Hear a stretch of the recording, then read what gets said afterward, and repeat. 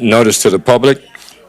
If you wish to address the council, please complete the public wishing to address the council form located on either end of the counter and give it to either the council chairman or the council clerk prior to the beginning of the meeting.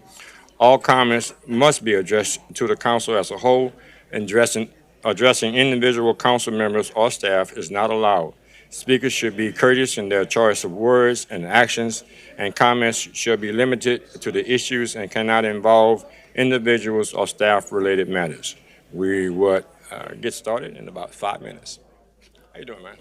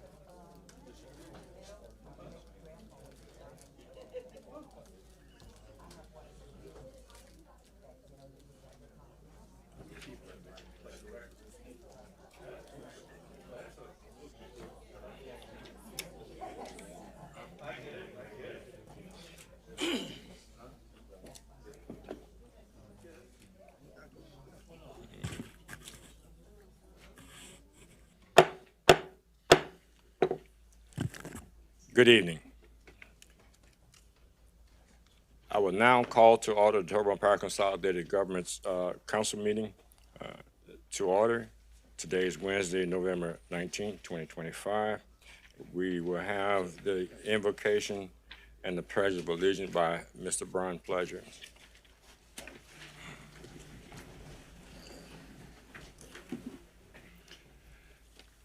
Heavenly Father, we ask that you give us guidance, wisdom, knowledge, and understanding, that we may be able to make decisions for the parish of Terrebonne.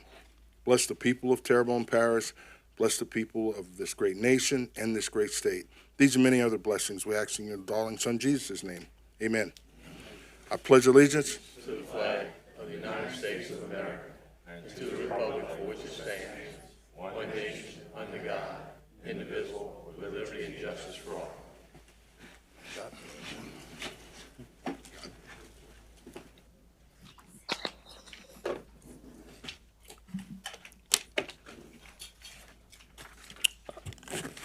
Ms. Charlie, could you give us a roll call, please?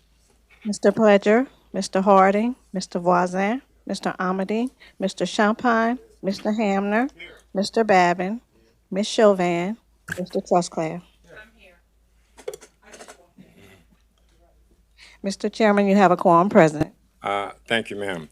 Before we get started, I have a letter from the Honorable Mr. John Amity, Councilman District 4, in reference to his absence from tonight's meeting. It states that, please accept my apology for not being in attendance at tonight's council meeting. I reviewed the agenda and I have made my concerns known.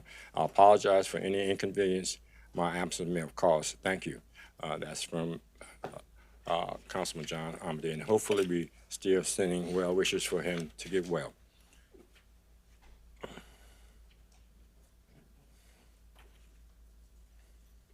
First order of business, we have approved the minutes of the special session condemnation hearing held on October 28, 2025. Moved by Mr. Champagne. Second by Mr. Babin. Any discussion? Members, vote your machine.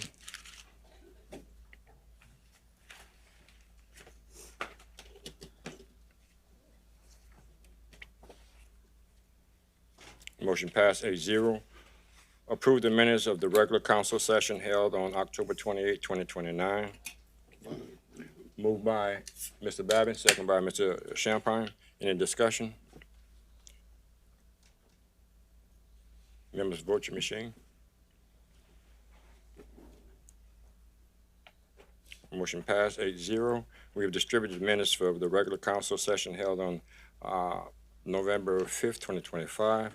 Approve the account payable bill list for November 3rd, 2025, November 10th, 2025, and November 17th, 2025. Moved by Mr. Pleasure. Second by Ms. Chauvin. Any discussion? Members, vote your machine. Motion passed 8-0. Approve manual checklist for October 2025. Move Mr. Pleasure. Second, Mr. Champagne.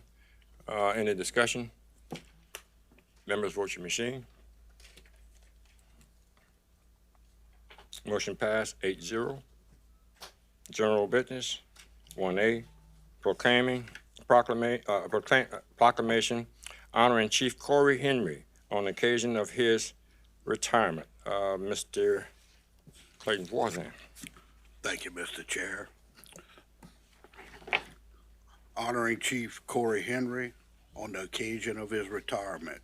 Whereas Chief Corey Henry began his career with Terrebonne Parish Consolidated Government March 2000 as a laborer in the Public Works Drainage Division, later serving as equipment operator before joining the Houma Fire Department as a firefighter on October 6, 2000.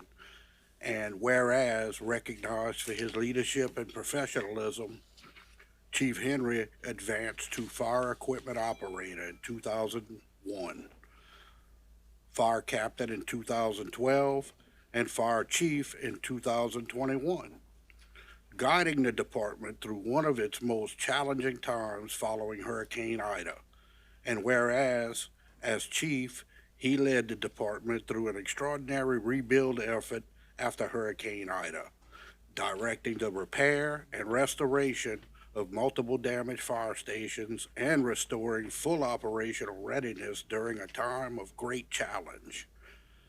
And whereas Chief Henry strengthened the department by establishing in-house academy training to accelerate firefighting readiness, securing firefighter pay raises, upgrading critical firefighting gear and equipment, and overseeing the purchase of 3 new fire apparatus, including a refurbished tanker, a ladder truck, and a fire engine.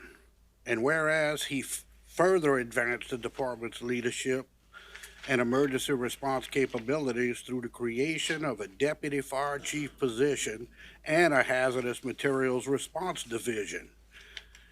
And whereas one of Chief Henry's proudest achievements and a defining focus of his tenure was bringing to life the Downtown Houma Fire Department Museum, officially opened in 2025 under his leadership as a lasting tribute to the department's proud heritage, enduring pride, and service to the community since 1872.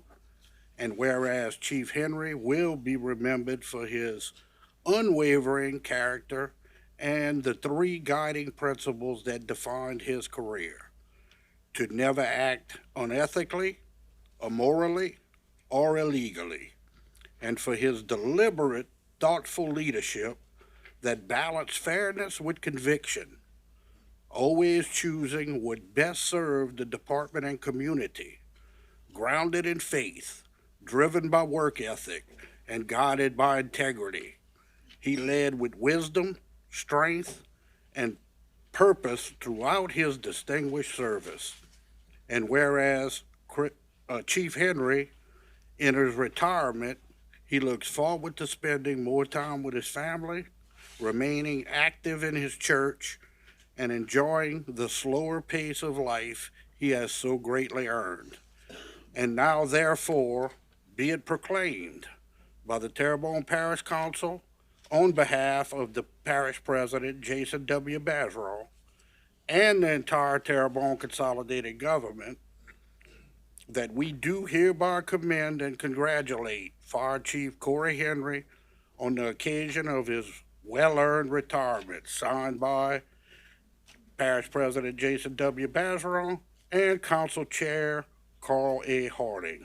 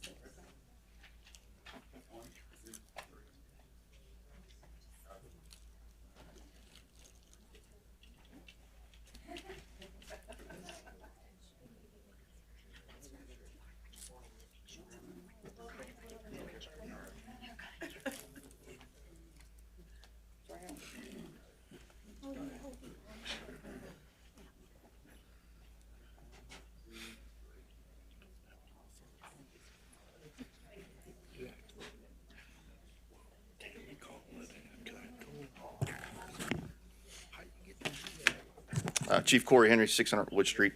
Thank y'all. Thank y'all for the trust and the confidence that y'all gave me and the opportunity to serve. As I said in the proclamation, I kind of grew up here in the parish. I actually grew a little taller, put on a little bit more weight, but it was a great experience to serve the community in a different way. I enjoyed every minute of it, even the difficult times. So I just like to thank y'all for the trust and confidence, and I am honored and thankful for this position. Okay. You want to speak now, Mr. Badger, or you want to wait? Okay. Okay, Mr. Babin. Yeah, Chief, I just want to commend you for the service that you've given to this community, not just as a fire chief, for everything that you've done. Seems like not long ago, you and I spoke, when you and your wife and I talked about this earlier tonight. I asked you when you got appointed, I think you're the youngest fire chief, and you looked it up, you were the second youngest fire chief in Terrebonne Parish. But as you told me tonight, you're the youngest one to retire, so congratulations, all right? Congratulations, thank you for a job well done. Thank you. Mr. Trustclair. Yes, thank you, Mr. Chair. Corey, I mean, I watched you grow. So you did grow quite a bit, you know. When I first knew you were still in diapers. I want to thank you for everything you've done, you know, in the fire department and for the parish.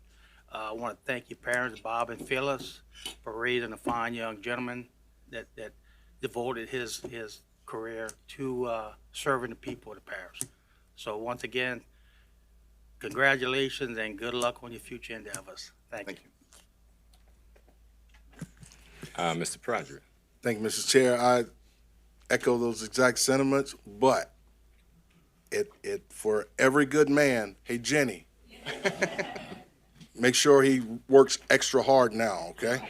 All right, it's all about you guys, man. I do appreciate all that you did, and much love to your wife, too, as well, because guess what? She's the one that was behind you in all this, and she's the one who really, she needs a round of applause, too, as well.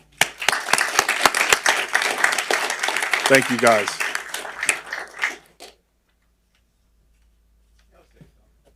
Okay. Mr. Hamner. Gonna let me? Yeah. Corey, I just want to say I've probably known you the least amount of time out of all the 9 council members. I met you 2 or 3 years ago when I was at a dedication for a pump station or something, and I instantly liked you, and it's been a real pleasure to know you, and it will be a pleasure to continue to know you. I just want to thank you also for the personal one-on-one tour of the fire museum. It's great, y'all. If you haven't been to the museum at the old fire station, you got to go. I hear Corey is going to be offering guided tours every Mondays and Wednesdays at 3 o'clock. That's what he's going to do with his off time now. That he's got to wait for the kids to be done with school first. Finished, sir? He's finished. Okay. Mr. Bergeron. There's a wise man that once said that life's like a box of chocolates. You never know what you're going to get. That's not the truth with Chief Henry here. And I just want to commend him on his service, his leadership, and without question, just his faith. He has been our go-to guy for our prayers and always does an amazing prayer. We're going to miss that in our staff meetings. And we just really greatly appreciate everything that he has done and wish him well to what he will do, and has truly set an example of what a great parish employee and just a heart and dedication and everything that goes with it. So thank you, Chief Henry.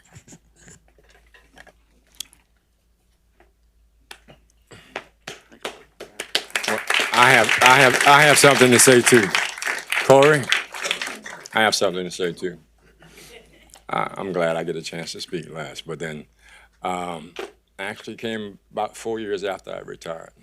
And I think our conversations that we've had and what we talked about, I want to take this time to congratulate you. There are other experiences in life that you can have, but then I feel as if there's nothing like being a firefighter. And if people that are out there is totally different from being a police officer, you get a chance to look up the fireman's prayer. And then it incorporates basically what to be a fireman and how special it is to be a fireman. And I'm proud to say that, you know, when you got the position of fire chief and saw the progress even after the storm, I think we were in good hands. I knew we were in good hands. So to not just you, but then the men that are with you, because the leaders they looked at, but then the support of the men, I found that they supported you. So that's a sign as a good leader. So as you go forward, keep leading wherever you are. Thank you. Thank you.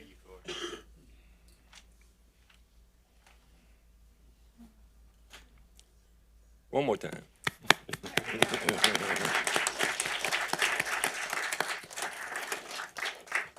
One B, presentation by the Terrebonne Historical Society on their upcoming Christmas experience, including a trip to the North Pole and Marketplace. I don't know if I really want to go after that. Thank you so much for your service and sacrifice. State your name and address, please. Chrissy Trosclair. Thank y'all so much for giving me a moment to come and talk tonight. I am a board member with South Down Plantation. Many of you know us as the Pink House on Highway 311. I don't know if everyone knows that the plantation is actually a 501(c)(3) nonprofit and has been since 1972. When it was first developed into the nonprofit status, we were very fortunate that we had supporters that loved the plantation and put their own money into it. Through the years, those dollars have deplenished, but the expenses have increased. The plantation is running off of the money that they get from Marketplace, which is not enough anymore. So that's why I'm here today. One, we are trying to reboost our board. There are a few board positions available. We are also trying to increase our membership. We've had membership in the past, and then after COVID and Ida, that also deplenished. So I am out and about trying to get new members. And the biggest thing that we're doing now is our portal to the North Pole. So how do you raise money? You have to create something that people want to come to, not just something that they want to support.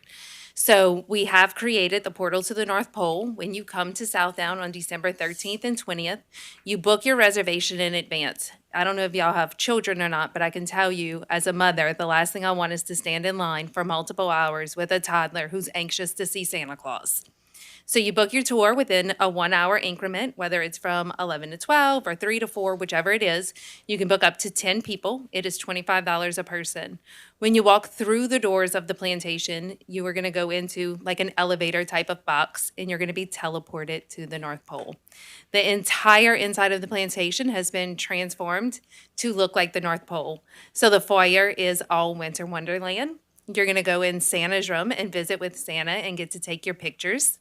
You're going to go into the reindeer barn where the reindeer actually live, and you get to make reindeer food there, and you bring that reindeer food home and you put it out the night before Christmas. You're going to go in Santa's workshop, and you're going to see the elves making toys, and you may or may not get a little something in there. I don't want to spoil everything. You are going to go into Mrs. Claus's kitchen and make cookies with her. You're going to go into the Magic Candy Cane Factory and you're going to make a candy cane in there. And then, as any perfect event, we're going to send you through the gift shop with those little children before you leave. So that event is on the inside the house. That is $25 a person. But in addition to that, under the pavilion, we're going to have vendors with arts and crafts and things for sale and food and treats. So it's designed to be a full day of Christmas activities, bringing that joy and keeping those toddlers active in Houma. Why spend money out of town when you can come here?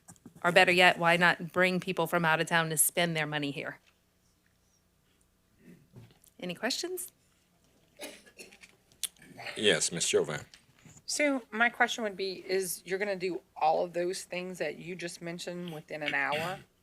So actually, you're going to have elves escorting you from room to room every 5 minutes. So every 5 to 6 minutes, you're going to trade rooms. So you'll be inside the plantation for about 40 minutes. Okay. All right. Thanks. Mr. Hammer. Y'all, I got to get a preview of what they're doing inside that plantation. It's like something out of a Hallmark movie. You have to see it to believe it.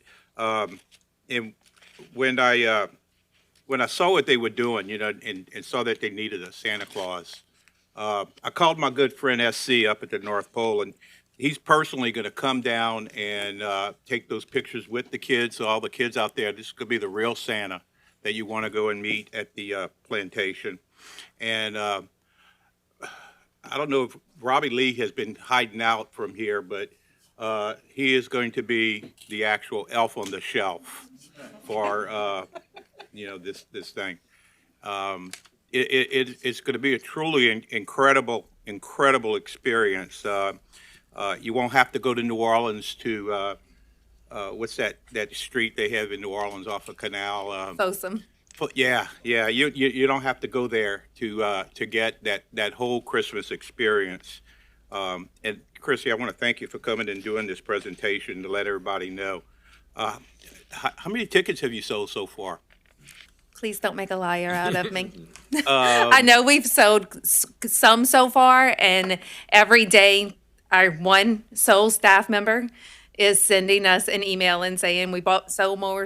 I can tell you as of yesterday, we were about $5,000 that we had sold between Pretty our good. vendor spots and our ticket sales. And And then- it's my understanding y'all planning to do a lot of other unique things with the museum too, like isn't it open for Christmas parties and stuff like that? It is. There was a lot of work that went into decorating it to this extent so you can rent it for Christmas parties, whether it's for breakfast, lunch, or dinner. We'll accommodate whatever needs you have. People are renting it to go take pictures. The only thing that we are asking is don't spoil the Christmas experience for the little ones, but it's a great venue for you to have your Christmas parties for work. No one's ever had it there before and never had it to this volume. Thank you. Absolutely. Thank y'all. We have some more lights. I'm Mr. sorry. Trustclair. Yes, just a quick clarification. He says $25 per person, and that's adult, child, across the board. Everyone except for if you have a child that's 1 and under and they're accompanying another party, those children are 10. Okay, I just want to make sure that, everybody was on the same. Thanks. Yes, sir.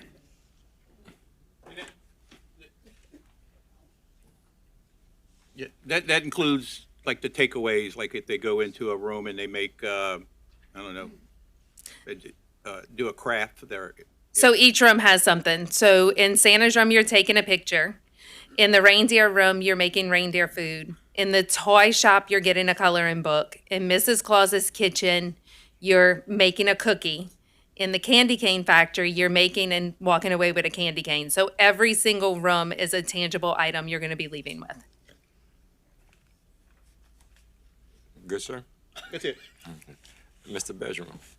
Yeah, I just want to thank them for what they're doing and just really giving new things for our residents to do, which speaks to that quality of life conversation. And, we definitely do everything we can to promote that and anything else like it. If anybody else has anything going on Christmas related, let us know. It all falls into the Terrebonne Cajun Christmas that we're also launching this year with some cool things going on. So I just want to thank them for what they're doing. Thank you very much.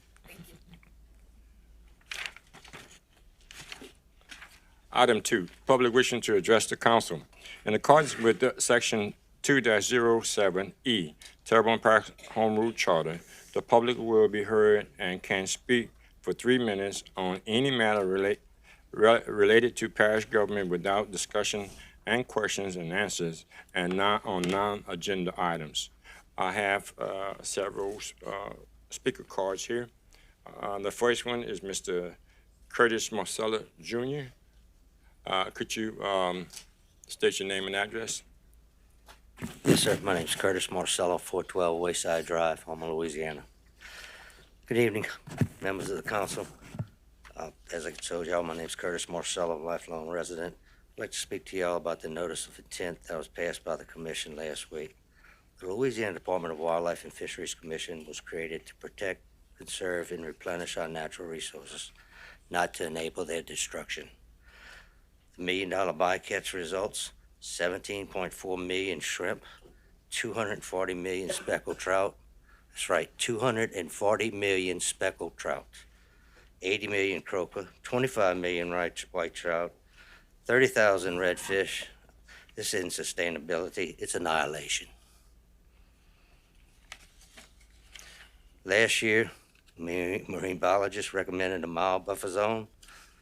The governor came in for no reason, said, no, let's do a half hour. No, let's not even discuss the mile. What's going on with this? No idea, but it doesn't sound too good. Once upon a time, tarpon filled the waters of Marsh Island area, Terrebonne Parish, even by Grand Caille had tarpon in it.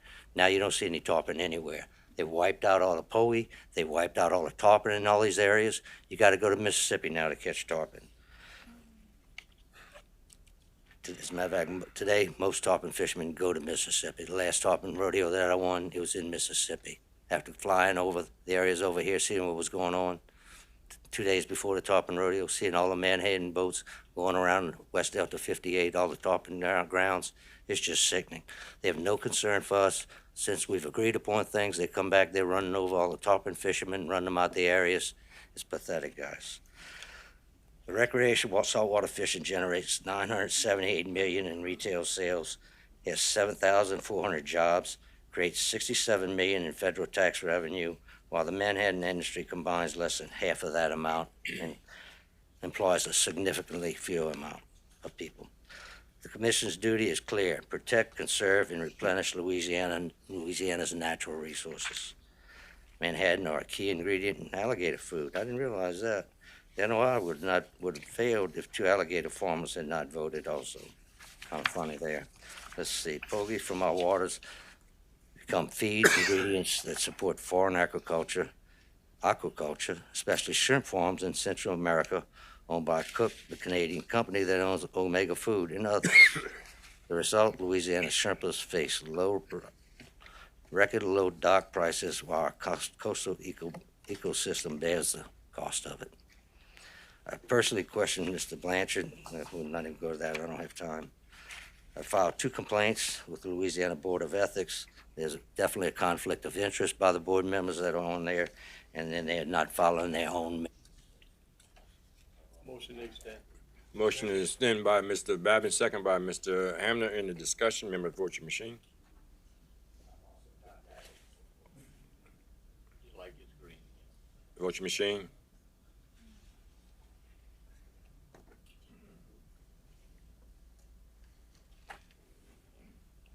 Yeah, motion passed 8-0. You have extensions. Wait till it turn green, sir.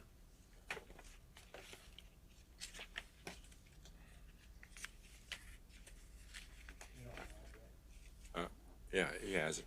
Okay. 2 complaints have been filed with the Louisiana Board of Ethics. One for not following the mission statement, another for conflict of interest. Couple of facts. The recently completed $1 million bycatch study clearly shows that game fish, redfish, can escape the nets at a depth of 22 feet of water. They can get underneath it, they're not trapped in. Louisiana State Marine Biologists recommended the buffer zone be extended to 1 mile. The notice of intent was not in accordance with the Louisiana State Marine Biologist recommendations. It would not allow game fish to escape route under the nets, but will catch everything in the path of the net. 98% of the fish that come on board the vessels die. 16% of those redfish will die on every set. They've got 13,144 sets every season. How many redfish is this? We'll never know how many speckled trout they've taken out.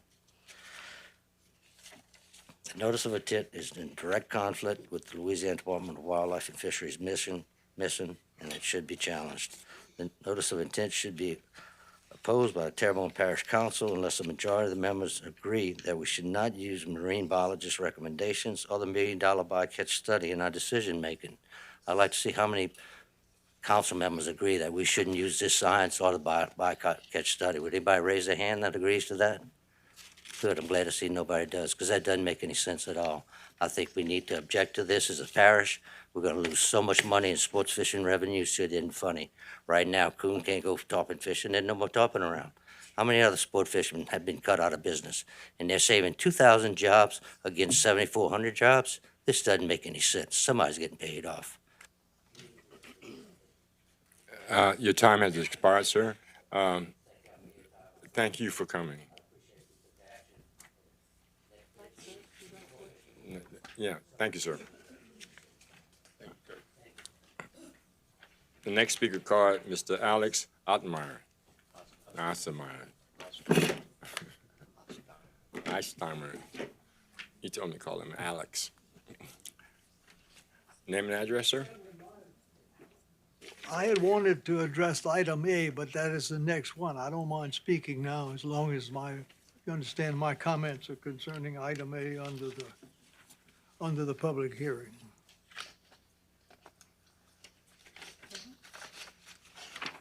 Maybe I get an extra minute this way. Ms. Neal, hold on. My- Hold on, Yes, sir. sir, thank you. It's my recommendation that we save the public comments for that item, in that item. Right, and, okay, and Mr. Pellegrin? That's public hearing A? That's correct. It's the same thing. So the same thing, right, okay then, thank you.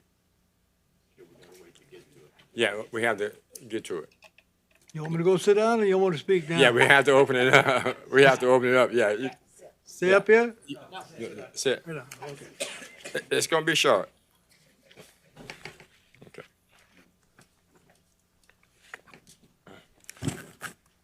Six thirty, public hearing. An ordinance to enact a new Article 19, new Section 2-590 under Chapter 2 of the Terrebonne Parish Code to provide a process for citizens to apply for abandonment of public servitudes, right-of-ways, and other dedicated properties which are no longer useful or needed for the public purpose, and to reserve Chapter 2, Article 18, Section 2-571 through 2-589. First call, public.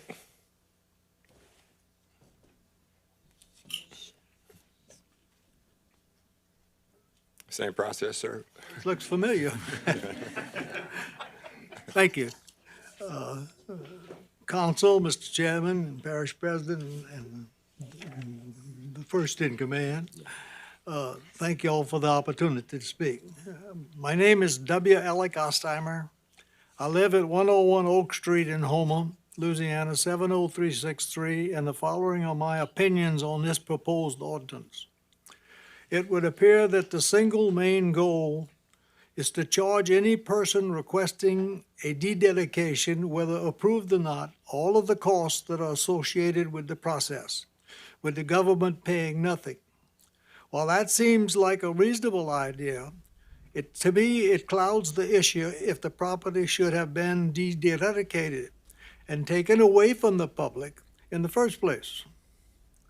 They are very detailed processes that are used to construct, inspect by parish inspections, and give property to the parish for public use, government maintenance, and policing. The simple truth is there are probably a number of properties in the parish that have titles that need to be cleared up now and returned to the tax rolls and into commerce.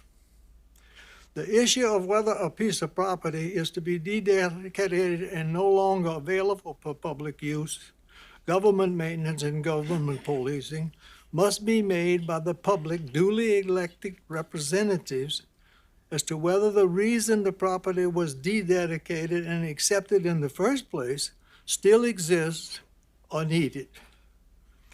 The ordinance does not do that and needs to be reworked so that it safeguards the public's use of dedicated property.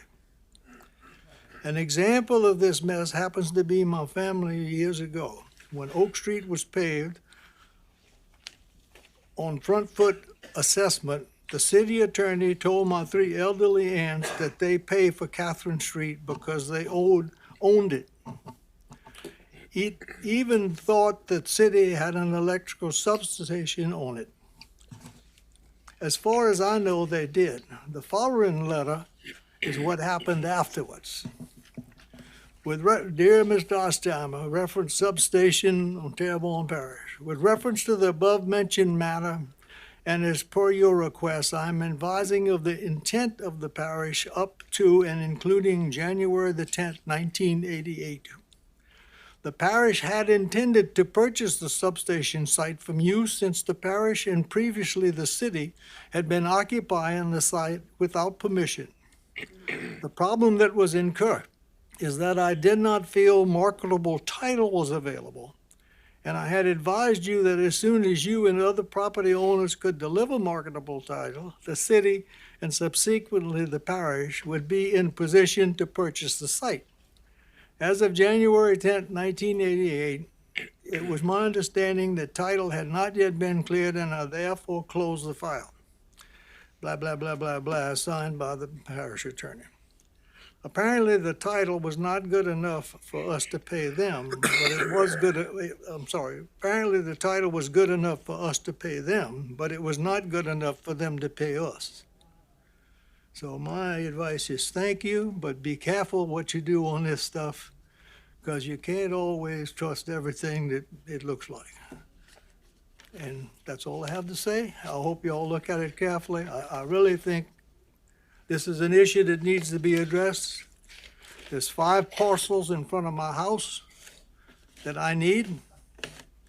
Maybe one behind, but definitely 5 in front. And they're encumbered by Highway Department, Terrebonne Parish. The fact that they put a street on top of a piece of land they didn't own. And that's another story, but it's a big mess. Thank you. Thank you, sir.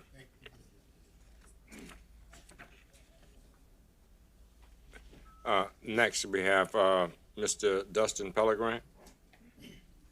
State your name and address, sir. Hello, I'm Dustin Pellegrin with Pellegrin Law Firm. I have an office here at 275 Gabash Street, right down the road. I would begin by just echoing what the previous speaker said. In my review of this ordinance, and before I begin, I don't, whether you know or not, I was retained by Price Brothers Shipyard probably about 9 months ago in order to help them acquire a piece of property that is directly in front of their shipyard. I began working with them. I began working with the parish attorneys in an effort to see who owned the property. Is it parish property? Does somebody else own it? And how do we remove what we presumed was a right-of-way public use on that piece of property? In diving into that, we established, in my particular instance, that we could not find any particular right-of-way where that road was ever dedicated to the parish. My clients have been maintaining that section of road for at least the last 36 years, probably longer than that with the previous owners in there. This is the piece of property down the bayou on Highway 56 where the bridge currently is. Previous to that, I want to say in the early 60s, that Chave Drive used to be the main road that people would cross the bridge to get over. Well before my time, but that was the area. We never found any dedication to the parish in that particular instance. My clients, since February of this year, have spent close to $20,000 in an effort to get the parish, to get ownership and to get the parish to recognize that it's no longer public road or it's not public road. The title on it is very unclear as to whether who or not owns it. However, we ran into roadblock after roadblock after roadblock. I agree with the concept of what needs to be done. There needs to be some sort of route that a citizen can go in order to get a piece of property dededicated from public use if it's no longer necessary for public use. The way this ordinance reads, like I said, I echo what the previous speaker said. To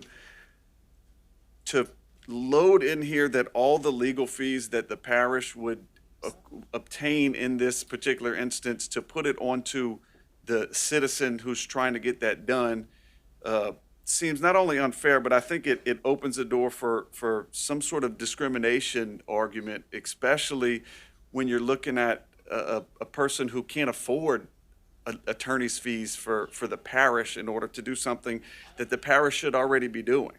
I don't say that I'm a expert in how the parish is managed and how the finances are spent and stuff like that, but if somebody commits a crime and you call the police and the police go investigate and then the district attorney's office gets the case and they prosecute it, we're not calling the victim saying, well, you wanted us to prosecute it, so you're going to have to pay us. Same thing here. This is, in my particular instance for my clients, this is a piece of property that they now own. They paid for it. We tracked the title down. They purchased it from the previous owner. Is there a dedication on it? We're not sure. I was of the impression, to benefit the client and just to clear up any ambiguities in the title, that I was going to get the parish to get on board and dededicate it. I was met with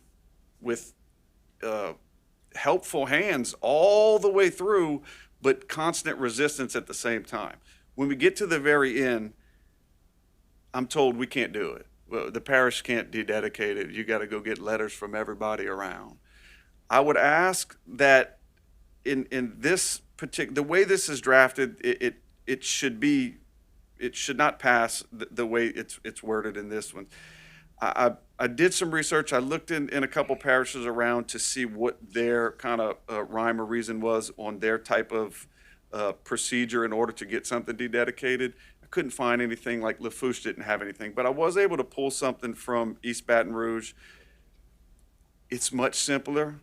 It's to the point. The fees, there are fees, and there's fees associated with it, but they're set fees. It doesn't open the door for some crazy legal fee to be, cast on the citizens of the parish. And so for those reasons, I would really, I don't want to advise, but I would really suggest that we relook at the way this is worded and what's the intent of how we're trying to do it, and trim some of the fat, especially in the sense that we're going to hurt the citizens in the parish if we have some sort of procedure in there that's going to extend the costs extremely high to where they can't afford that. So that's all I have. Yes, Ms. Chauvin. Okay, I have a question, especially for you. When you're talking about constant resistance, what did that look like? So, and the reason why I'm asking this is because if I'm going to vote on something like this, I want to understand sure what we're doing in the parish, but what are our people facing? Sure. When it comes to this? So I'm an attorney, and my profession is mainly in the real estate industry, and I own a office and a title company here at Terrebonne Parish. When the Price Brothers Shipyard came to me, this kind of started as hey, this is what we want to do. We want to buy this piece of road in front of us, the parish. It's got a road name to it, but nobody's used it for the last, at least 36 years. And I'm saying that because that's when they acquired it personally. But it's my understanding it probably hasn't been used by the public in over about 60 years or more. So when I was retained for that, I pulled the title on it. I ran everything, and we tracked down who I thought owned it. Because it was Tave Drive, it had a street name, I was of the impression that maybe we should look into getting the parish involved, just out of an abundance of caution, to dededicate it that way. And the main thing is, a layperson generally will go to the assessor's website and look on their website, and they'll pull up the address. And if that piece of property is like marked public road or not, like, they always come to me as a title attorney and question, like, well, why is this map like that? Understand that map is not set in stone, but in this particular instance, and Mr. Lerat has it pulled up right here, it's presumed to be a public road based on that map and just having the name on it. So I said, hey, look, let's get the parish involved. Let's try and clean it up. I reached out to Mr. Derrick, who is one of the attorneys for the parish. I spoke with him numerous times about how do we get this done, how do we get this done, how do we get this done. It started with, let me talk to planning and zoning, and let me talk to all these other departments, and everyone was kind of like, I don't, maybe me, I don't know, I don't see why, I don't see, that's not me, that's you, and nobody really had an answer. I think he was finally able to kind of narrow it down to where everyone was kind of on board with understanding, like, we want to do this. In doing so, they requested that my client get a survey drawn up of the property. So I had already requested that my client get a survey drawn of the property that he was purchasing. So if you're not familiar with the property, it's a shipyard in the back, the road's on the front of it. The road extends across my client's property and then all the way to Tave Street, which is the intersecting road that comes there. We got to the point where the parish attorney was requesting that I get a survey of the portion of the road that will not be dededicated. So we did that also.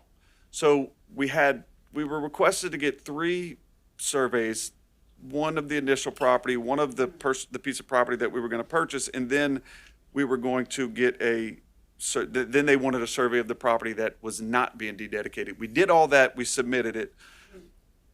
I don't know what happened with him and his, in his talking with people, but about roughly a month after I gave him the map of what's not to be dededicated, I was told, hey, there's nothing we can do because you need letters from everybody not objecting to the dededication. Okay, so I'm understanding, I'm not unsure why they had to get 3 surveys. I really don't understand that part of it.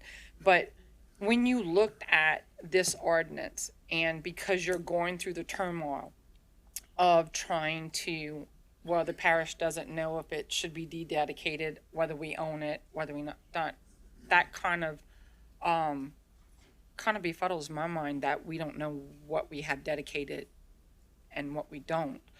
So I can understand how it would be costly. So do you have, like, when you read this ordinance, is there something that you would change in it that would make it easier on the citizens trying to go for something of this nature? Well, I think in my opinion, we have to look at the what are we trying to do and what are the consequences of that? And what is our position as a council, as a citizens, or like, what are we supposed to be doing in this situation? In reading this ordinance and kind of comparing it to the one that I read from East Baton Rouge, you have a ordinance in East Baton Rouge which kind of just lays out like, hey, you apply for it, you pay your fee, the maximum fee that can be charged in that instance is $500. It speaks nothing of legal fees. It speaks nothing of having to pay if it costs us more than what the initial down payment is, you're gonna have to pay us more money. To me, that just seems like you're setting the system up to discriminate against not only poor people, but potentially somebody who, maybe the parish attorney doesn't like that guy. And I'm not saying that they would do that, but I'm just saying you're opening the door to allow something like that. Okay. Just in my instance also, and just to kind of clear it up, because I was able to read the email that was attached to the back of the ordinance. We never requested that the entire Tave Drive be dededicated. We gave a very specific square footage, literally put out on a map of what we wanted dededicated. Okay. Mr. Price had reached out to certain people in the parish who've all but confirmed that the roadway stops here. And when I say here, it's at his property line of the new property he just purchased. I don't think that the legal fees of a unkept system by the parish should be borne on the citizen, the one citizen who wants to acquire his property back that the parish hasn't used for the last 10, 5, 50, 60 years. Okay, that tells me what I need to know. Thank you, I appreciate it. Yeah, thank you, sir. Okay. Okay. Okay, take your seat. Yes, sir. Thank you. I've had a couple of dealers since I'm on the council of people who want to dededicate property. And it, in my travels in those endeavors, I think the majority of these servitudes and right-of-ways are technically still owned by the landowner, whoever was the original landowner. It's not owned by the parish. So I can't see why we would be charging these people to give them back the property that they so graciously let us have, or we expropriated from them to start with. So, I mean, they either voluntarily donated it to the parish, for whatever use they needed, or the parish forcibly took it from them. Either way, I don't think they should be paying to get their property back. And that's just my opinion. I'm gonna vote against this as it stands for sure. Thank you. Mr. Champagne. Yeah, I was along the same sentiments because actually Mr. Alex had come to me because McDonald has property on the other side and it's a similar situation. That property was taken from, that family at that point in time, and it might be something that McDonald may want at some point in time. And so as I was reading it, part of it was taken and part of it was donated. And so that's what I was trying to understand, why we're charging them to give back them their property. And that, and I kind of like the idea of what East Baton Rouge does is a set fee and, the work is done and that's it. So that's just my 2 cents also. Ms. Neal. Yes, sir, thank you. So I wanted to give you some background and some explanation on why this was written in this manner. And I wanted to give you also some examples of the things that I've seen over the last 10 or so years when we come to dededication. And not to sway you one way or the other, but I just wanted you to understand why we got here. On some of the extreme examples, and the parish attorney is always called when somebody says, hey, can you dededicate this piece of property? Whether it was given to the parish by sale, by donation, by servitude, in fee simple. If somebody asks the parish, hey, you don't need this anymore, can you go and dededicate it? So that sparks a whole conversation with all of the utilities, with our utilities department to make sure that they don't have any gas or any electricity in the area. We have to get in touch with our roads and bridges to make sure that they don't have any people who rely on public access to public roads in the area. And so that's probably why it took so long for Mr. Pellegrin to get his answer, because we had to circulate this whole scenario to all of the pertinent departments of the parish to make sure that they understood what the ask was, and they looked into their records to determine whether there was anything that they needed in the area. And if the answer comes back and all of the departments say, yeah, we don't need this particular piece of property or this particular right to this property anymore, then we can proceed to dededicate the dedication. But if they come back and they say, well, no, we still need this public access, or we still need this area for our public utilities, then we have to come back with an answer to the person who makes the request. We can't dededicate, we can't revoke the dedication because it's still needed for public use. And I would say over the last year, that has been the answer for 3 or 4 requests from citizens who have asked for dededication. And each of those 3 or 4 instances, the parish is spending money on the department heads to go and look up the archived information. They come to the parish attorney or for someone in my office for legal advice. And so all of those things add up. And then we come to the conclusion that we can't do anything with it anyway. And so that money gets spent, yes, by the parish, but then nothing happens because we can't get rid of the dedicated property. There was one extreme example that has actually, I had the tail end of it. There was one particular citizen who had started making a request to dededicate a piece of property from the previous administration. And, it was on the books for one of the assistant parish attorneys. They had been dealing with it.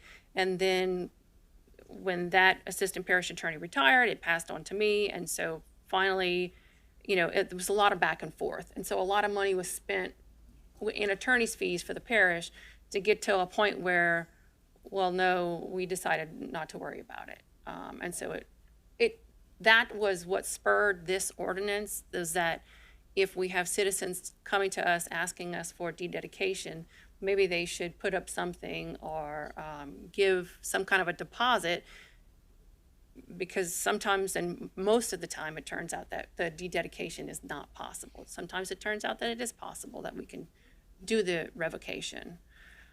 In the case of Tave Drive, when that did come to our office for review, it did go out to all of the departments. We had one department that came back and said, we can't revoke a dedication of the public access on this area because there's a driveway in the records that requires access through Tave Drive that's not owned by Mr. Pellegrin's client. Now, whether or not he still uses it, it's not a matter that we can comment on because it's a matter between those two property owners. But for the parish's purpose, as long as somebody has a driveway and needs public access through a street, we can't have a revocation of that street unless those two property owners work something out privately amongst themselves. That's a overall, I just wanted you to know overall how this came about.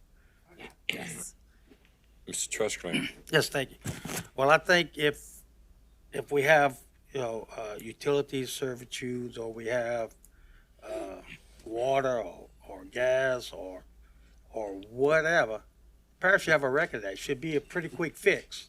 So if it takes our people 100 hours to do something that we should have at the click of a computer button, that's not that landowner's problem.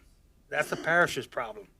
I don't think property owners should be paying for inadequacies of the government's record keeping. I'm sure our record keeper is a whole lot better today than it was 70, 80 years ago, but that's not that landowner's problem, or it shouldn't be. Thank you. Ms. Chauvin. Okay, so, and then this is one of the questions that I went back and asked is, in the records, shouldn't it be the parish's job to keep the records, and shouldn't we go back and clean up our records if it is not done to that degree? And when there is a dededication request, are we making note, is someone making notes of why it can't be dededicated so that we don't take more money from citizens who may come later on in the years of why it can't be dededicated? The one thing that bothers me is I'm looking at, like the approval is not guaranteed. But shouldn't we have some type of record to know that it can't be dededicated? And listen, I get the whole Tave Drive thing, and that there are some issues with it because the other landowner definitely has a way to get in. He's just making it really hard on a young man trying to make a living of a mom and pop shop that came from his father. So that is, I'll put that to the side. What I am looking at is another person coming in. Shouldn't we already have these records, and shouldn't we be cleaning up our records? I know what I have to do as a business owner. If my stuff is not in order, guess whose fault it is? It's my fault.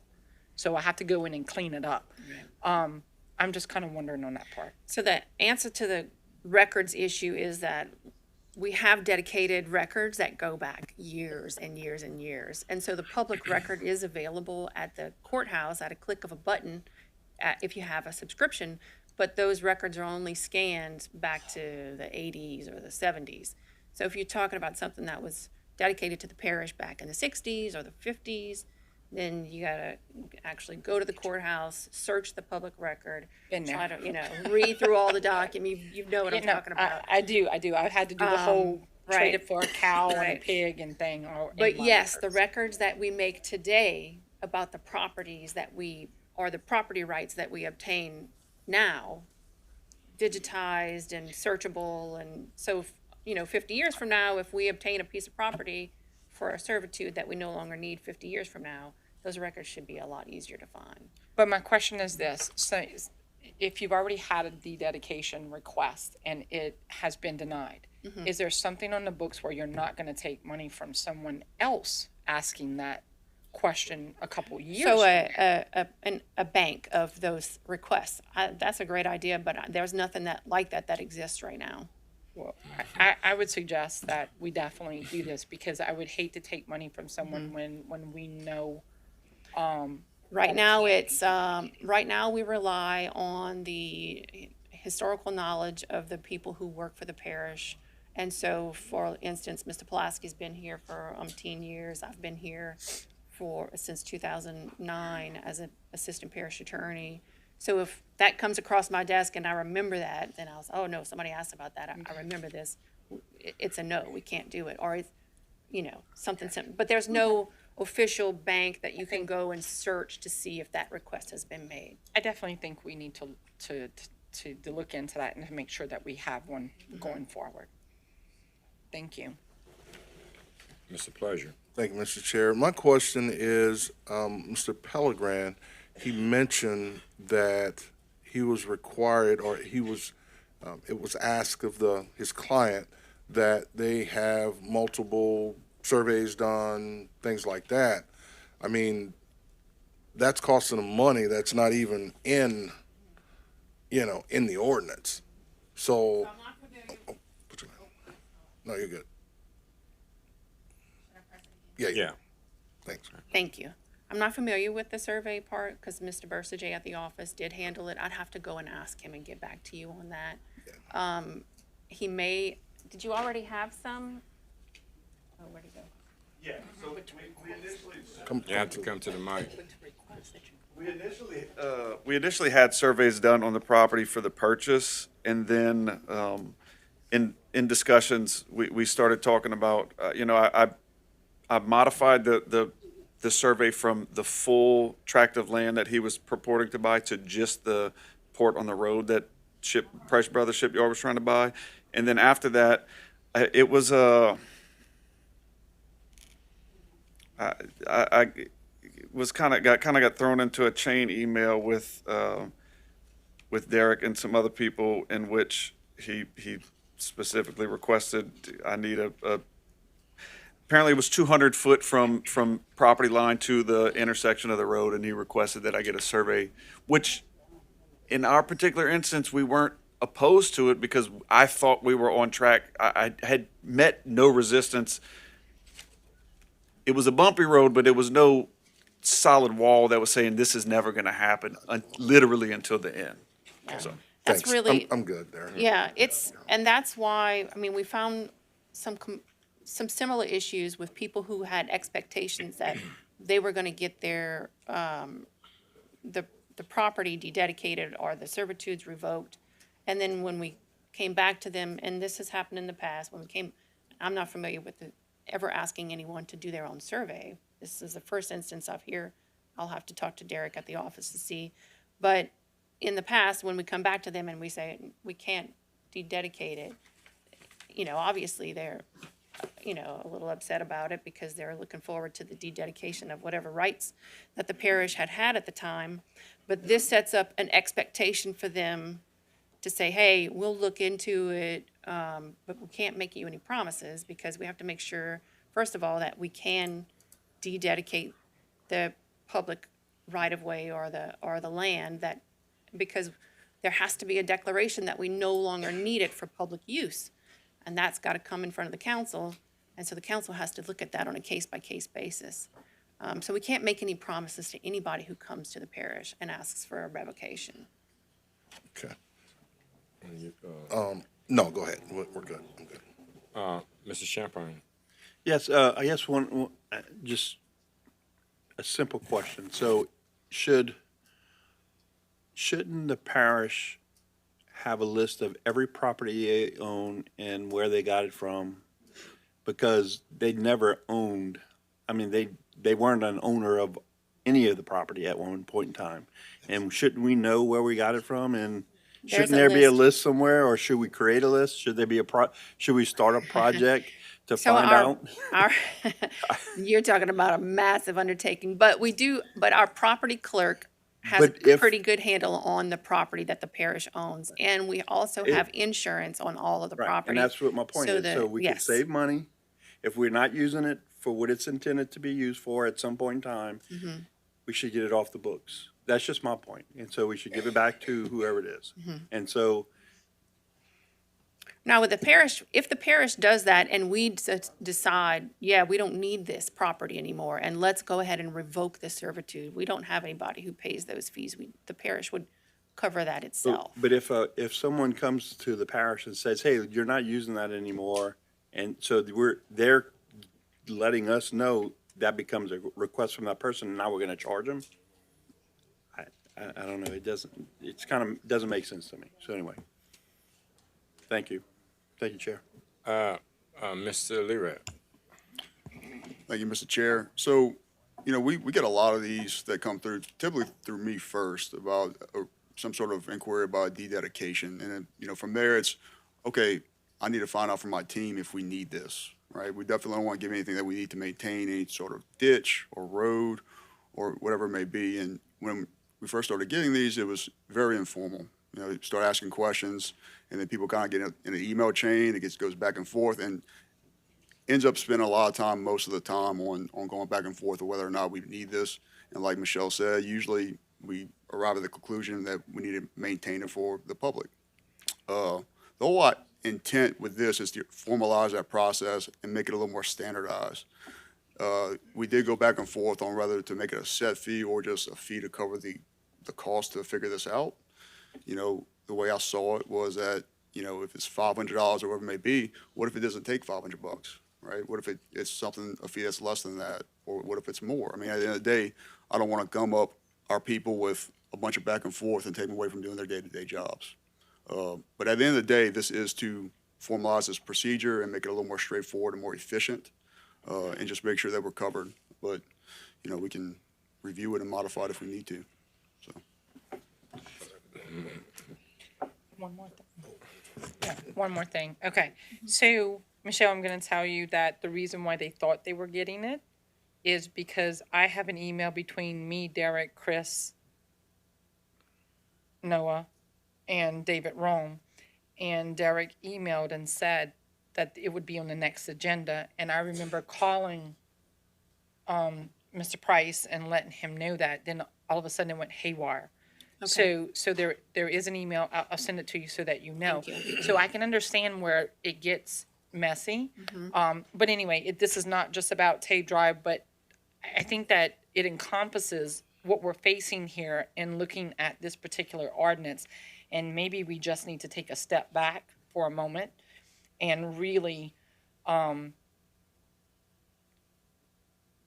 put our eyes on this and understand what people are going through, because I've never come across a dededication before except for the one with Tate Drive.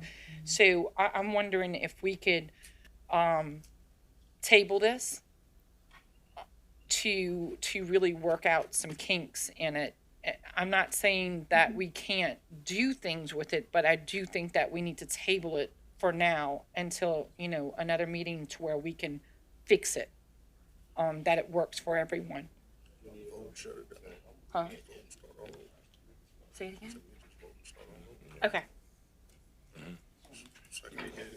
So I would like to make a Public hearing, motion. you can't make a What motion. is- Still in public. Okay, hearing. sorry. Can't make a Thank you. motion. Mr. Babin. Yeah, I was gonna say the exact same thing. We're still in public hearing, so we can't make a motion yet. But once we close the public hearing, I was gonna make a motion that we delay this at least for 60 days, maybe 90 days. This has been going on for a long time.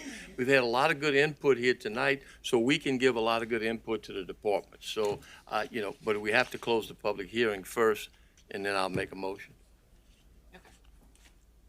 Second call public. Mr. Wazan. Yeah, and the question may have been answered. I kind of got a little, had to step out for a second, but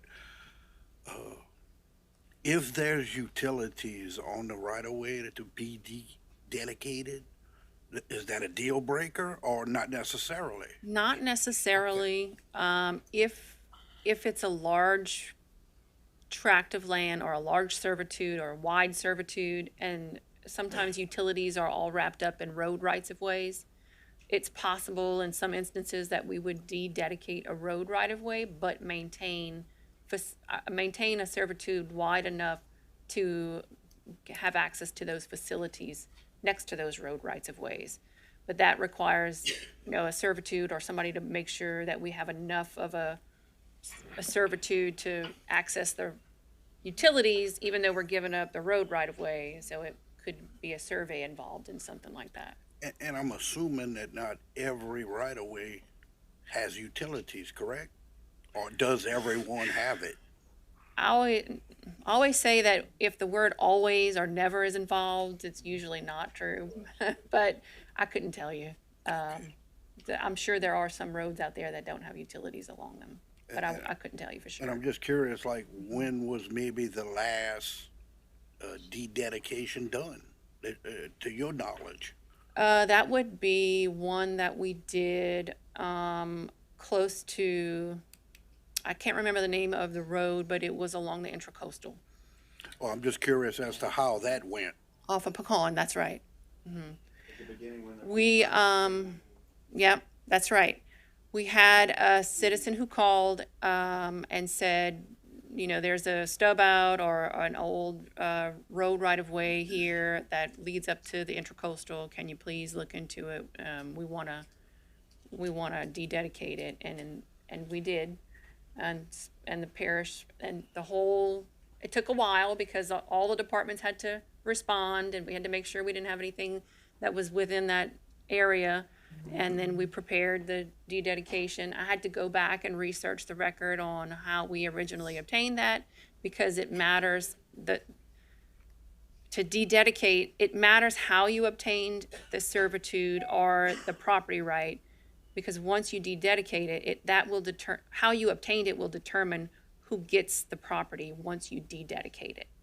So we had to go and find out and make sure we knew how the parish got it, because the assessor will need to know who gets the property once we dededicate it, and we have to put that in the ordinance. And so it came to the council, and the council had to vote on it, and it just takes a while. And in that case, did it cost the landowner No, the parish covered all of that. whatsoever? Parish, the landowner, I can't remember. He may have had some costs. I'd have to go back and look and get back to And you. that's kind of where I was Yeah. going. I was just curious as to, how's it functioning now, and if the landowner. He definitely didn't pay he didn't pay any of the attorney's fees that I charged the parish for that work. He didn't pay, any of the departments for any administrative fees. I'd have to go back and make sure, but Well, I'll get back to you on it. Thank you, Ms. Neal. It is my suggestion that right now, we're actually looking for the public coming, we're actually doing things here. So let's get out of the public portion of this, and then we can actually handle that as we go on, move forward. Okay, second call public? Third and final call public? Motion closed by Mr. Babin, second by Mr. Pleasure. Any discussion? Members, vote your machine. Motion passed, 7-0. Mr. Babin. Yeah, like I said earlier, given all the good information we got here tonight, I'd like to make a motion, since this has already started, and it needs to be fair both on the landowner's side and on the parish's side. I'd like to delay this to the second meeting in February, which gives us about 90 days, that we all can participate in this process, and we can get some input from the landowners that are involved right now. So I don't have the date of the second meeting in February, but it's approximately 90 days from this meeting. Motion by Mr. Babin, second by Ms. Chauvin, that we actually revisit this particular item in the second meeting of February 2026. It's the 25th. If any members of the council would actively like to participate, email me. I'll make sure I include you. Any more discussion? Members, vote your machine. Motion passed, 8-0. Mr. Babin? Yeah, I'd like to make a motion to deviate from the regular schedule and move to item M, the ordinance on the dedication of the Hancock-Wicking building. Second. Motion by Mr. Babin, second by Mr. Champagne, that we deviate, and we go to item M on the public hearing. Any discussion? Members, vote your machine.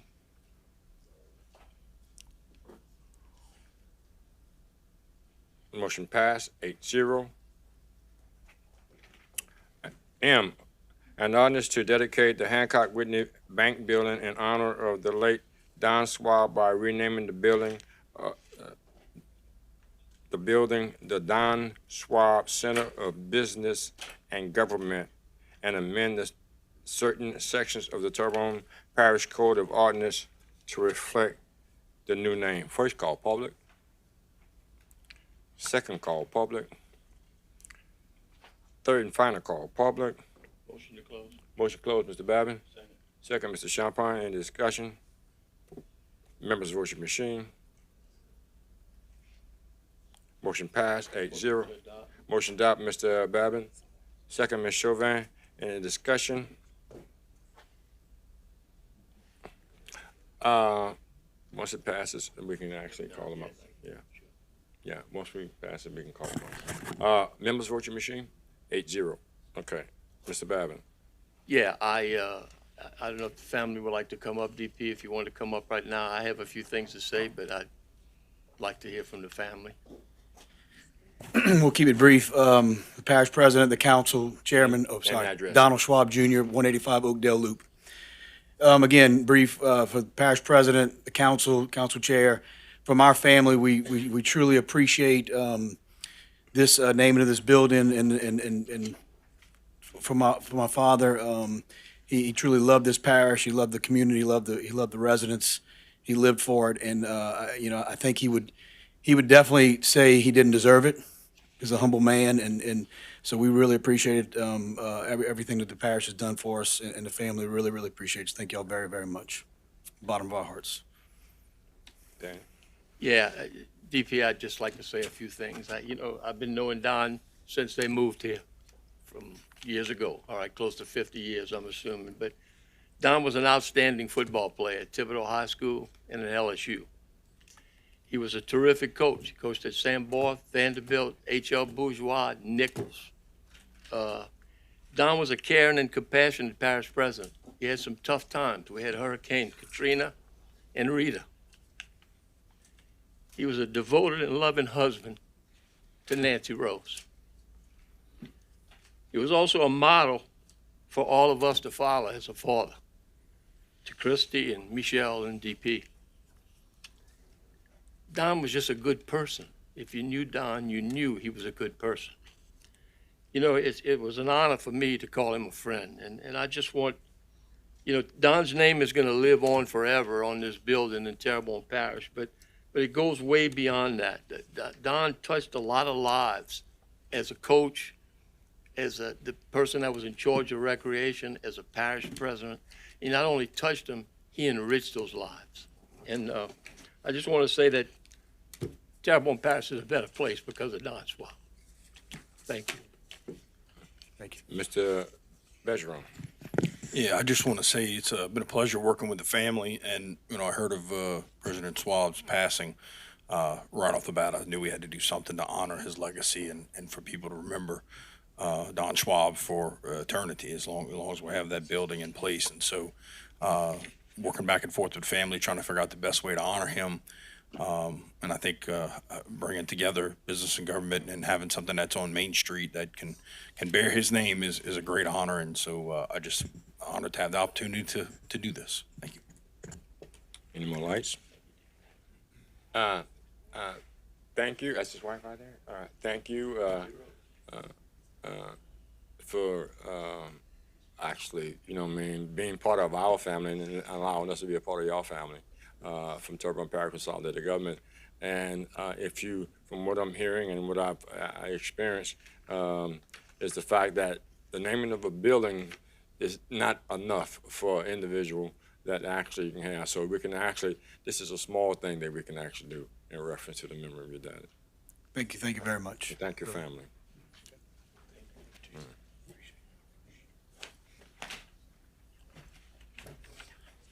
Wait. Yeah.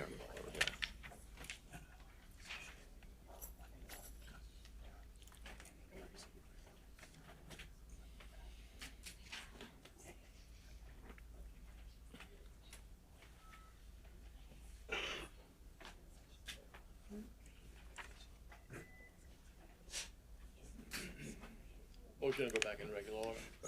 Motion by Mr. Babin, second by Ms. Chauvin, that we go back in the regular order. Any discussion, members, vote your machine.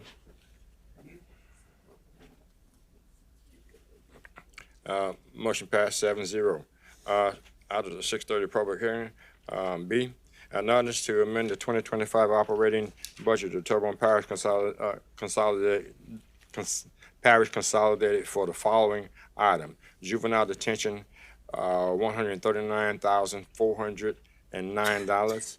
First call public, second call public, third final call public. Motion closed, Mr. Babin. Second, Mr. Champagne. In the discussion, members, vote your machine. Motion passed 8-0. Motion to adopt, Mr. Babin, second by Ms. Chauvin. In the discussion, members, vote your machine.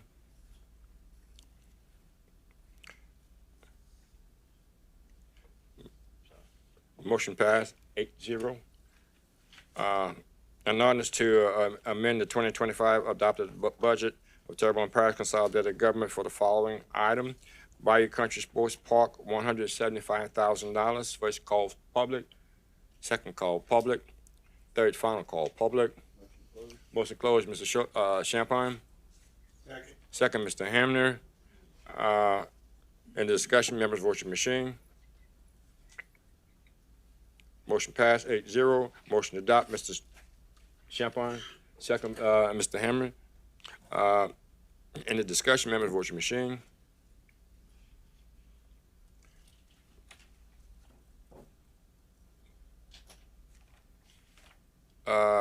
Motion passed 7-1. D, an ordinance to amend the 2025 operating budget of the 5-year capital outlay budget of Terrebonne Parish Consolidated Government for the following item: sewer fund, $31,275. First call public, second call public, third final call public. Motion to close. Motion to close, Ms. Chauvin, second by Mr. Babin. Any discussion, members, vote your machine. Motion passed 8-0. Motion to adopt, Mr. Champagne, second by Ms. Chauvin. Any discussion, members, vote your machine. Motion passed 8-0. E, an ordinance to amend the 2025 adopted operating budget and 2025 5-year capital outlay budget of Terrebonne Consolidated Government for the following item: general fund, -$65,000. First call public, second call public, third and final call public. Motion to close, Ms. Chauvin. Second, Mr. Babin. In the discussion, members, vote your machine. Motion passed 8-0. Motion adopt, Ms. Chauvin, second by Mr. Babin. In the discussion, members, vote your machine.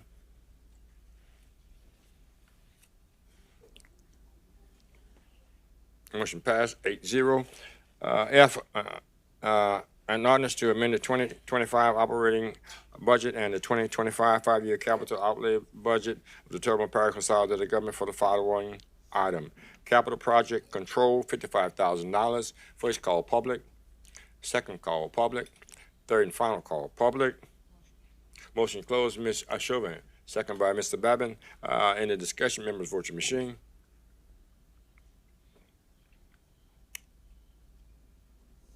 Motion passed 7-0. Motion to adopt, Ms. Chauvin, second by Mr. Babin. In the discussion, members, vote your machine. Bless you. Motion passed 8-0. G, an ordinance to amend the 2025 operating budget of Terrebonne Parish Consolidated Government for the following item: LIE LAHEAP, $42,276. First call public, second call public, third final call public. Motion closed, Ms. Chauvin, second by Mr. Babin. In the discussion, members, vote your machine. Motion passed 8-0. Motion to adopt, Ms. Chauvin, second by Mr. Babin. In the discussion, members, vote your machine. Motion passed 8-0. H, An ordinance to amend the 2025 adopted operating budget of the Terrebonne Parish Consolidated Government for the following item. Bayou Country Sports Park, $31,065. First call public. Second call public. Third and final call public. Motion closed, Mr. Babin, second by Mr. Hamner. Any discussion? Members vote your machine. Motion passed 8-0. Motion adopted by Mr. Babin, second by Mr. Hamner. Any discussion? Members vote your machine. Motion passed 7-1. Aye, an ordinance to amend the 2025 adopted operating budget of Terrebonne Parish Consolidated Government for the following item. LC $24,300. First call public. Second call public. Third final call public. Motion closed, Ms. Chauvin, second by Mr. Babin. Any discussion? Members vote your machine.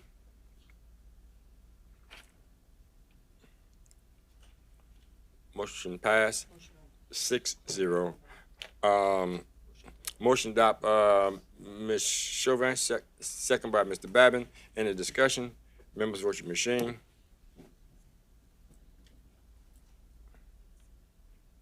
Motion passes 7-0. J, an ordinance to amend the 2025 excuse me, adopted operating budget of Terrebonne Parish Consolidated Government for the following item. LCLE, $90,000. First call public. Second call public. Third final call public. Motion closed, Ms. Chauvin, second by Mr. Babin. Any discussion? Members vote your machine. Motion passed 7-0. Motion adopt Ms. Chauvin, second by Mr. Babin. Members vote your machine.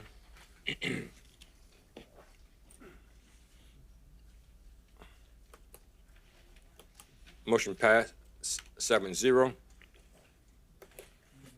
L. Okay. An ordinance to amend the 2025 adopted operating budget of Terrebonne Parish Consolidated Government for the following item. LCLE, $78,500. First call public. Second call public. Third final call public. Motion closed, Ms. Chauvin, second by Mr. Babin. Excuse me. Any discussion? Members vote your machine.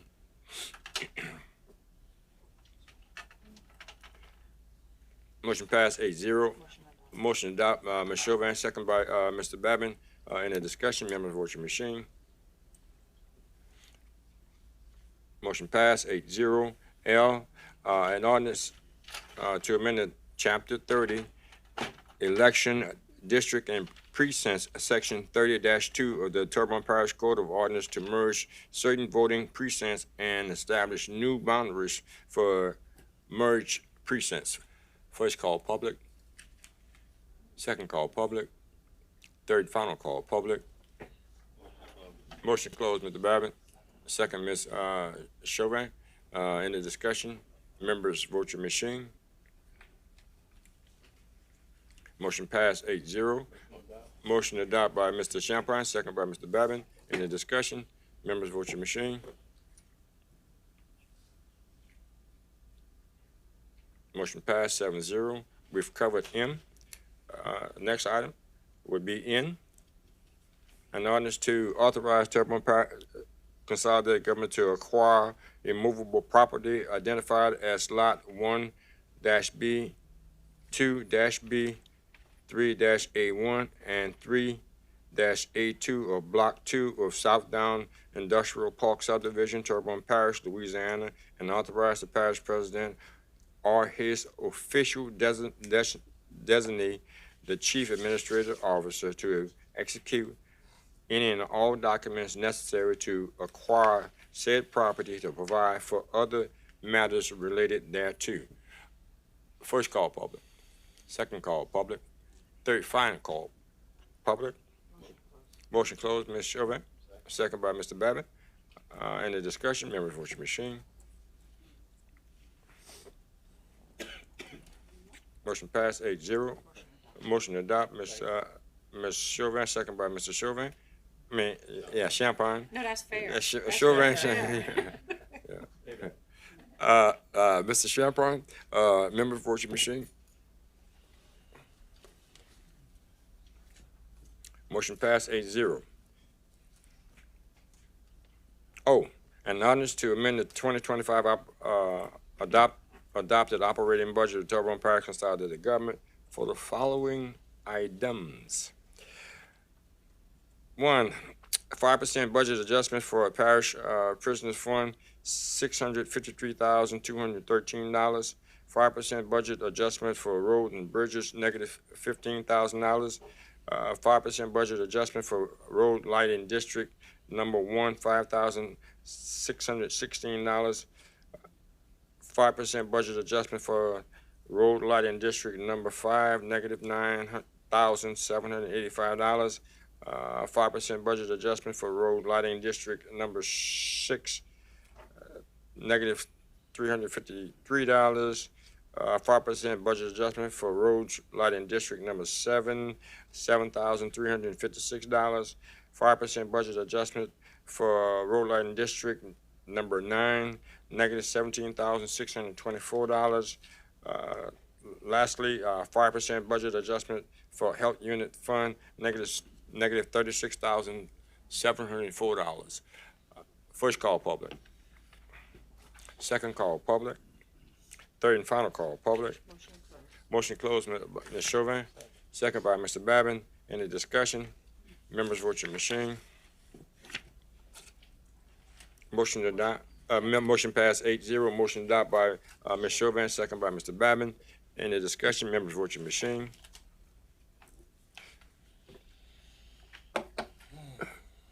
Motion passed 7-0. P, an ordinance to amend the 2025 adopted operating budget for Terrebonne Parish Consolidated Government for the following item. Flood mitigation assistance, $162,567. First call public. Second call public. Third and final call public. Motion to close, Ms. Chauvin. Second by Mr. Babin. In the discussion, members vote your machine. Motion passed 8-0. Motion to adopt. Ms. Chauvin, second by Mr. Champagne. In the discussion, members vote your machine. Motion passed 8-0. Q, the proposed 2025 budget, parish budget and 2026 parish budget and 5-year capital outlay budget. Motion to close public hearing. Motion by Mr. Babin, second by? Me. Motion, second by Ms. Chauvin to close public hearing. In the discussion, members vote your machine.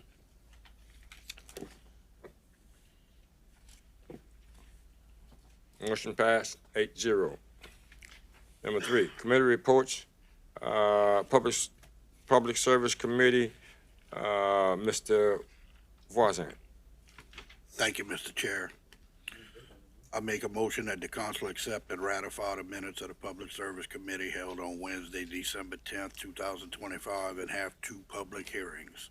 Consider the introduction of an ordinance to authorize a cooperative endeavor agreement for the lease of property being a portion of parcel number 38055 from property owners. Authorize the parish president to execute any and all documents necessary for the cooperative endeavor agreement to lease property and to provide for other matters relative thereto, and call a public hearing on Wednesday, December 10th, 2025 at 6:30 p.m. 2, consider the introduction of an ordinance to amend Chapter 18, Article 4, Division 2, Section 18-88 of the Terrebonne Parish Code of Ordinance to create a 3-way stop at the intersection of Adley Avenue and Kingfisher Drive, to provide for installation of said signs and to provide for other matters relative thereto, and call a public hearing on said matter on Wednesday, December 10th, 2025 at 6:30 p.m. Thank you. Motion by Mr. Voisin, Second by Ms. Chauvin, that we accept the Public Service Committee minutes from 11/17/2025. Any discussion? Members, vote your machine.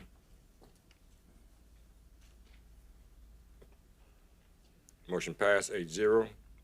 B, Budget and Finance Committee. Mr. Pleasure.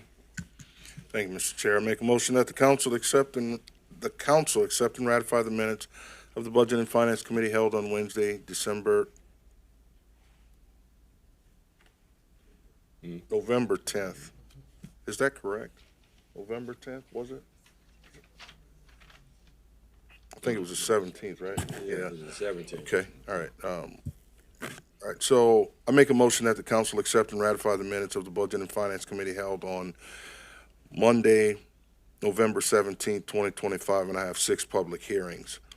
Number 1, consider the introduction of an ordinance to authorize the acquisition of property from Tara Lee Montero and Thomas Montero located at 4108 West Park Avenue, Gray, Louisiana 70359, and/or reference as parcel number 5019 in the records of Terrebonne Parish Assessor's Office.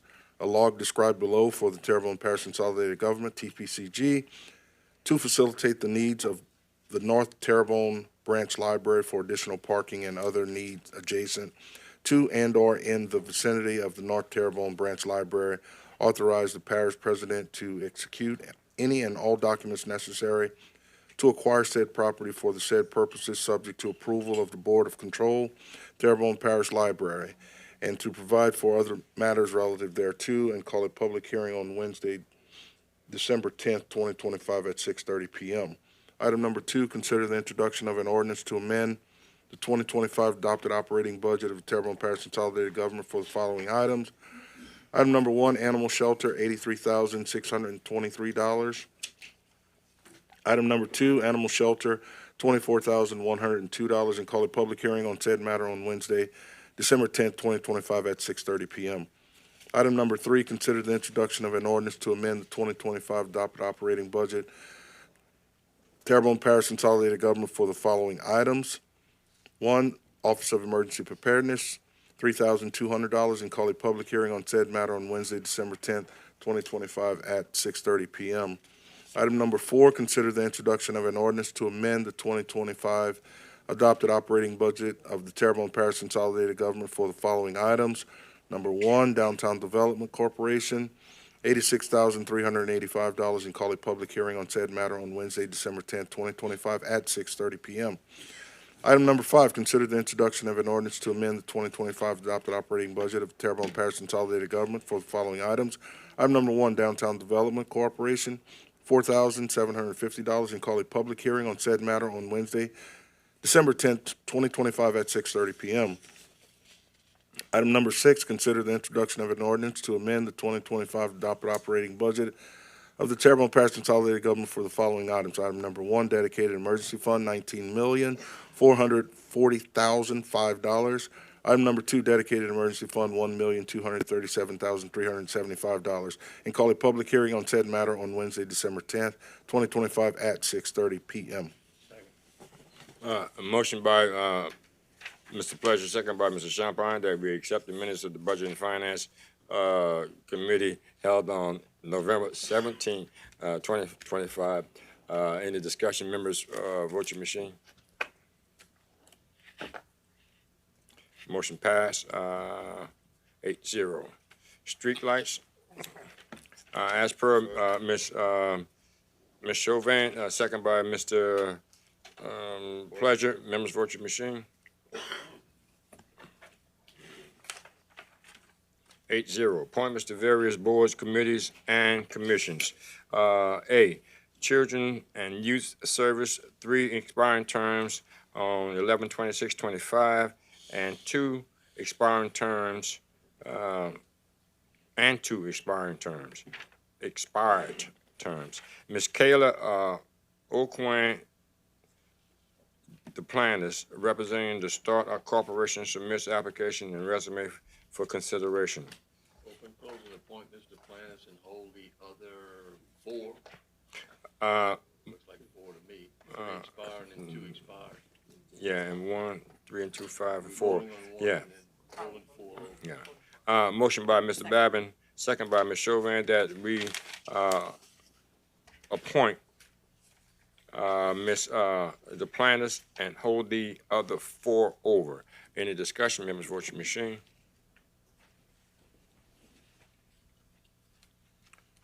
Motion passed 8-0. Monthly engineering report, A, T. Baker Smith, as per Ms. Chauvin, second by Mr. Babin, vote your machine.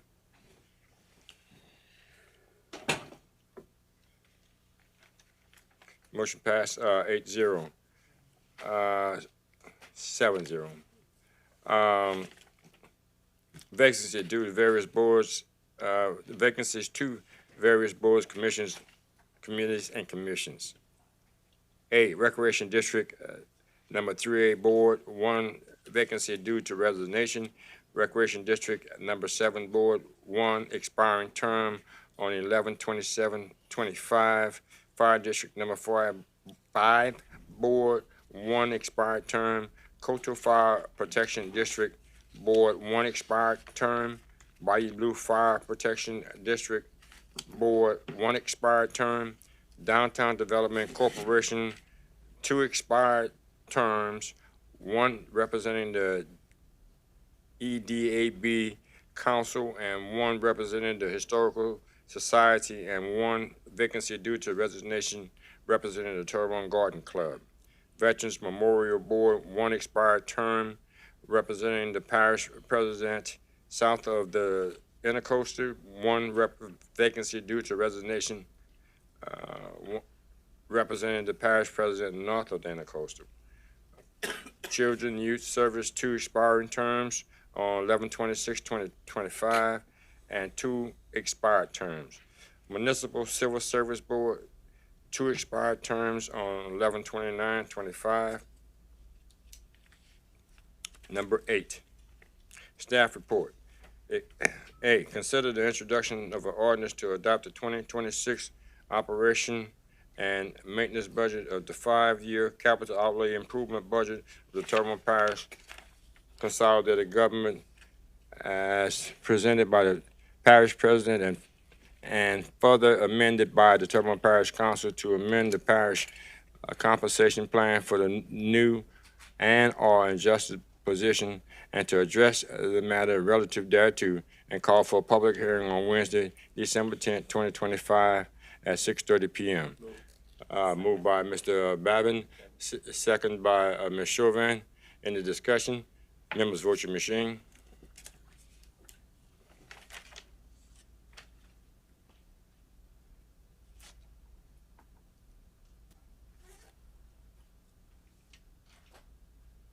It's 4 yeas and 3 nays. Motion passed. No, it don't. 4. Motion to revote. What was that? What? Let me. I'm reading here. 4-4. Okay.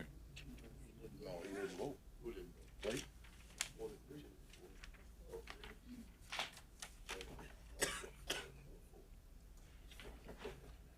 What's this? Oh, what's the tally? 4-3. It passes. 4-3. Gotta have 5 votes. Well, you have to have a majority. Well, I mean, he's logged as here. Put Michelle. You what? Go ahead. Well, you know, that's over. You have to have a majority of the sitting members of the council to pass a resolution or an ordinance. To pass a motion, you just need a majority vote. Motion passed 4-3. Fuck that up, baby. Motion to adjourn. No. I mean, Announcements. Parish president. Yes, sir.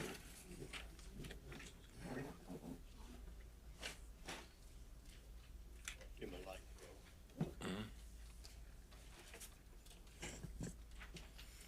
Yes, want to make sure that we announce on December 6th, we're going to have our Christmas festival and parade downtown, starting at Terrebonne High and finishing down to Barrow Street. So make sure everybody comes out for that event.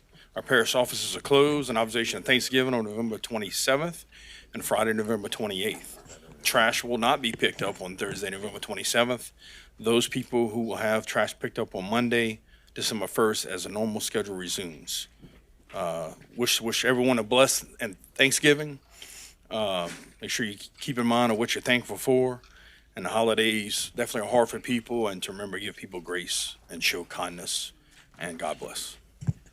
Ms. Chauvin. Yes, so November 22nd, South Regional Branch Library has potluck and pirogues recipe exchange. So samples of some of the recipes until they run out will be there. Also, the Thanksgiving lunch, that is at Ward 7 Citizens Club, November 27th. It is on Thanksgiving, and they will be serving the communities and those in need. So we look forward to serving you there. Also, I just, when we talk about boards and what's available, I have Recreation District 7, we have an opening. So in Chauvin, if you are looking to change things, it's time to get on board. So thank you. I appreciate it, and everybody have a happy Thanksgiving. Motion to adjourn. Yeah. Yes, I have one here. NAUW Terrebonne Branch presents Thanksgiving back community luncheon. That's Saturday, November 22nd, 2025, 11 a.m. to 1 p.m. at the West Homer Gym. And that's Kevin and I, our districts that we're associated with, also in the record level, Mr. Pleasure. Everyone that's there. So come out 11 to 1 p.m. and enjoy. Motion by Ms. Chauvin. Motion adjourned by Ms. Chauvin. Second by Mr. Champagne. Members, vote your machine. Damn it. I mean, it's bullshit. Motion passed.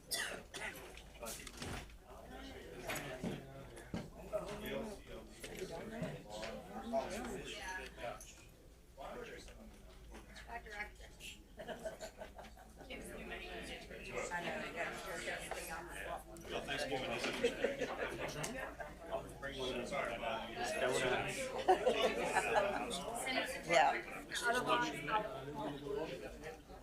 And you gotta be festive on December 1st.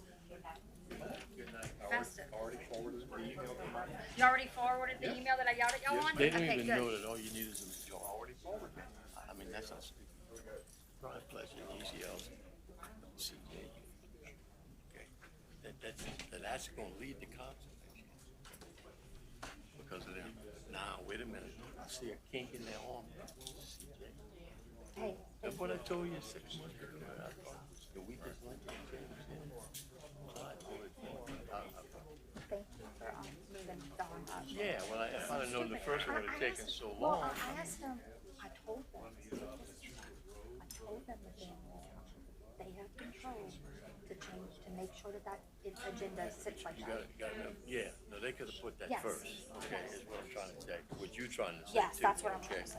Well, maybe I wanna tell Yeah, Clark. I wanna tell Clark something too. What's that? I'm gonna tell Clark. Tell Clark first.